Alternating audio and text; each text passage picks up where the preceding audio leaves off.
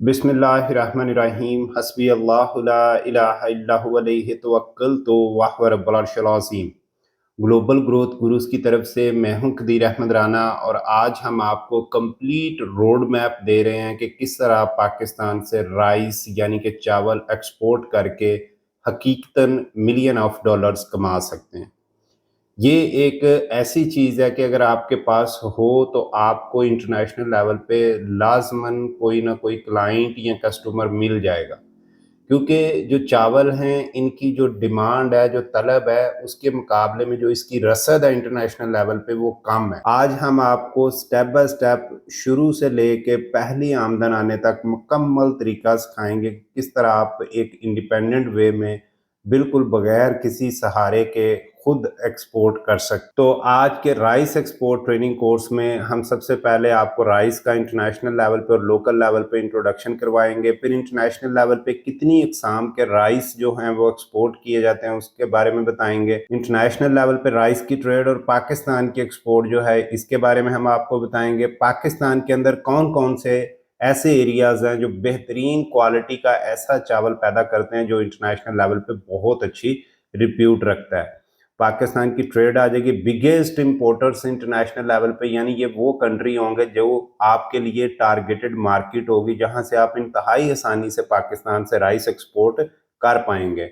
और पाकिस्तान के अलावा इंटरनेशनल लेवल पे जो बड़े बड़े एक्सपोर्टर्स हैं उनके बारे में डिस्कस करेंगे, और जो सबसे इम्पोर्टेंट चीज़ है कि जो रिक्वायर्ड डॉक्यूमेंट्स हैं एक्सपोर्ट के लिए वो कौन कौन से हो सकते हैं और उनको आपने अरेंज कैसे करना है, ये हम आपको मुकम्मल तरीका बताएंगे। अगर मैं इंटरनेशनल लेवल पर राइस की एक्सपोर्ट की या इंटरनेशनल ट्रेड की बात करूं तो तकरीबन 520 मिलियन मैट्रिक टन राइस जो हैं वो 2022 में खाए गए हैं। 2022 में अगर पूरी दुनिया की आबादी देखी जाए तो तकरीबन 7.5 अरब थी।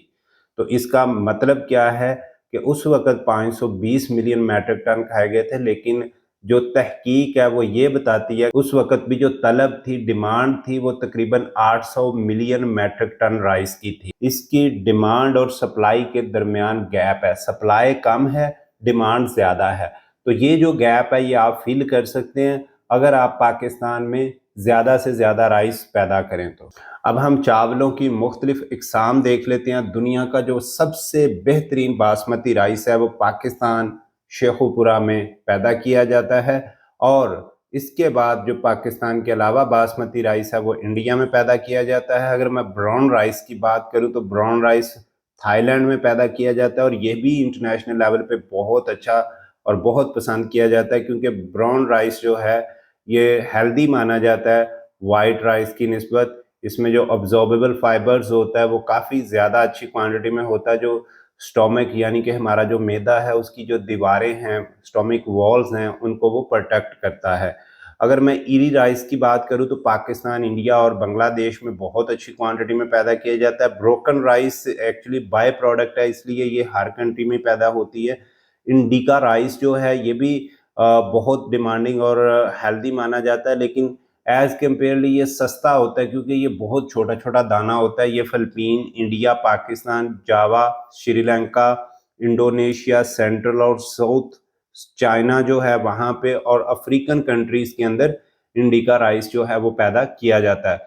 जपनोका राइस जो है ये चाइना में पैदा किया जाता है, जापान, कोरिया, वियतनाम और ताइवान के अंदर।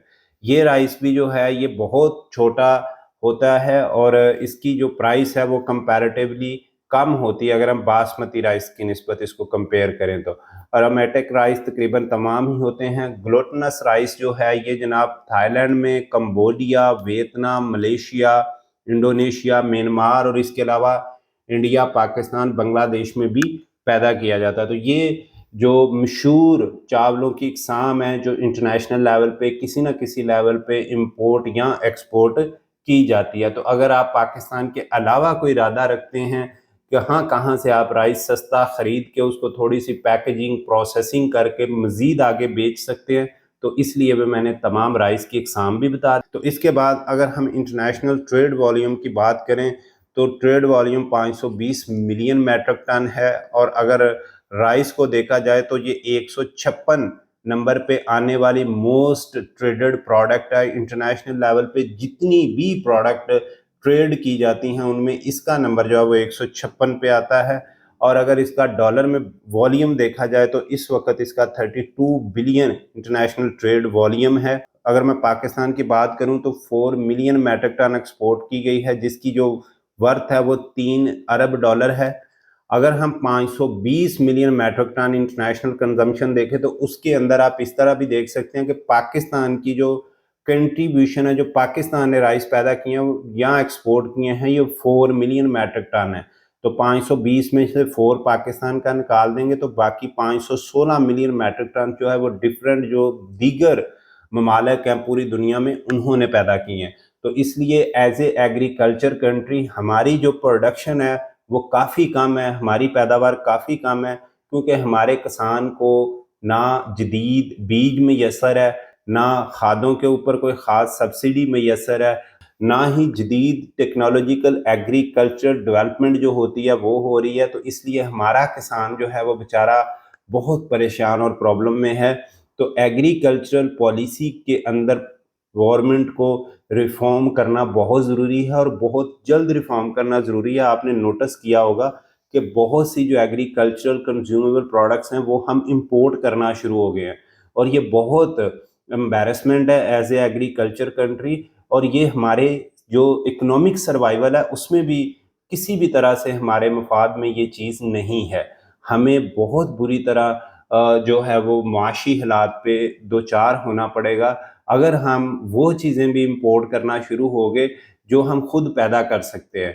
अगर सनती चीज़ें हैं, इंडस्ट्रियल चीज़ें हैं जिसमें गाड़ियां हैं, बाइक्स हैं, ऑटो, इलेक्ट्रिक, मैकेनिकल इंजीनियरिंग, यानी बेशुमार प्रोडक्ट्स हैं जो बाहर से इंपोर्ट की जाती हैं, चले समझ आती है बात। लेकिन जो ज़री प्रोडक्ट्स हैं जो हम खुद पैदा कर सकते हैं और हमारा एक नाम है कि हम एग्रीकल्चरल कंट्री हैं, अगर वो प्रोडक्ट भी हम इंपोर्ट करना शुरू हो जाएंगे तो जो हमारा करंट अकाउंट डेफिसिट है वो बहुत बड़ा हो जाएगा। और जब करंट अकाउंट डेफिसिट बड़ा होगा तो वो डेफिसिट जो खसारा है, तजारती खसारा, उसको पूरा करने के लिए हमें कर्जे लेने पड़ेंगे। जब हम कर्जे लेने जाएंगे तो डेफिनेटली जो कर्जे देने वाले लोग होंगे उनको कर्जे वापस लेने की भी फिक्र होती है, तो वो फिर हमें डिक्टेट करके डिफरेंट जो टैक्सेस लगाते हैं उन टैक्सों की वजह से हमारी जो प्रोडक्शन पैदावारी कॉस्ट है या लागत है या लिविंग स्टैंडर्ड है वो इतना महंगा हो जाता है कि आपकी बनाई गई प्रोडक्ट या पैदा की गई प्रोडक्ट जो है वो इंटरनेशनल लेवल पे किसी भी जगह पे compete नहीं कर पाती। तो ये इतनी बड़ी लानत है कि वो पूरे का पूरा आपका जो इकोनॉमिक सिस्टम है वो डिस्ट्रॉय हो जाता है, आपकी इंटरनेशनल ट्रेड डिस्टर्ब हो जाती है, क्योंकि आप बहुत महंगी चीज़ें बना रहे होते हैं जिसको इंटरनेशनल लेवल पे उतना आपको वसूल नहीं हो रहा होता। तो एक टाइम तक आपकी जो इंडस्ट्री या एग्रीकल्चर सेक्टर है उसकी जो पैदावार है वो बहुत कम हो जाती है और वो लोकल जो आपकी डिमांड है वो भी पूरा नहीं कर पाती। तो इस वजह से क्या होगा, लोकल और इंटरनेशनल इकोनॉमिक क्राइसिस जो है वो आ सकता है। तो हमें बहुत अच्छा होगा कि अपनी एग्रीकल्चर पॉलिसी को रिफॉर्म करके अपने किसान के साथ बैठ के अपना जो एग्रीकल्चर सेक्टर है उसको प्रोटेक्ट करें, ताकि जो हमारी खुराक है वो हमें बाहर से ना मंगवानी पड़े। अगर वो भी बाहर से आएगी तो फिर हमें बहुत महंगी भी पड़ेगी और हमारी जो परचेजिंग पावर है वो इतनी नहीं है कि हम बहुत महंगी जो है चीज़ें खरीद सकें। और primary market for Pakistani exporters की मैं बात करूं तो United states, China, United kingdom, Germany और नेदरलैंड्स है। टॉप इंपोर्टर एंड एक्सपोर्टर्स की बात की जाए तो टॉप इंपोर्टर्स में चाइना का पहला नंबर है, फिलिपीन का दूसरा नंबर है, सऊदी अरब का तीसरा नंबर, बांग्लादेश और United states. Top exporters of rice की बात की जाए तो इंडिया का पहला नंबर है $10 बिलियन के साथ, थाईलैंड का दूसरा नंबर है, वियतनाम का तीसरा नंबर है और पाकिस्तान का चौथा नंबर है। तो इसके बाद अगर मैं बात करूं कि पाकिस्तान के अंदर कहाँ कहाँ सबसे अच्छे राइस पाए जाते हैं, तो सबसे पहले पंजाब के अंदर जो राइस पैदा किए जाते हैं बासमती, इसकी इंटरनेशनल लेवल पे बहुत अच्छी मांग है। इसमें गुजरांवाला, शेखुपुरा, हाफिजाबाद, जंग, सियालकोट, बहावल नगर, ये वो अजला हैं जहाँ पे बहुत बेहतरीन किस्म का बासमती राइस पैदा किया जाता है जिसे इंटरनेशनल लेवल पे बहुत पसंद किया जाता है। और बहुत से पाकिस्तानी बासमती राइस जो हैं उसके ऊपर इंडियन ट्रेडर्स जो हैं वो अपना टैग लगा के बेच रहे होते हैं। इसमें भी हमारी कुछ मजबूरियां हैं जो हमें ये करना पड़ता है। इसके बाद अगर मैं सिंध की बात करूं तो सिंध में बदीन, लाड़काना, शिकारपुर, जैकबाबाद, ठट्ठा, दादू, ये वो डिस्ट्रिक्ट हैं जहाँ पे राइस पैदा किए जाते हैं। केपीके की मैं बात करूँ तो DI Khan, Swat, lower and upper दीर और मालाकांड, ये वो एरियाज़ हैं जहाँ पे राइस जो हैं वो पैदा किए जाते हैं। तो अगर मैं रिक्वायर्ड डॉक्यूमेंट देखूँ फॉर एक्सपोर्ट पर्पस, तो सबसे पहले आप प्लीज़ आप कमेंट बॉक्स में अपना फीडबैक ज़रूर दिया करें। Thank you very much. Allah हाफिज़।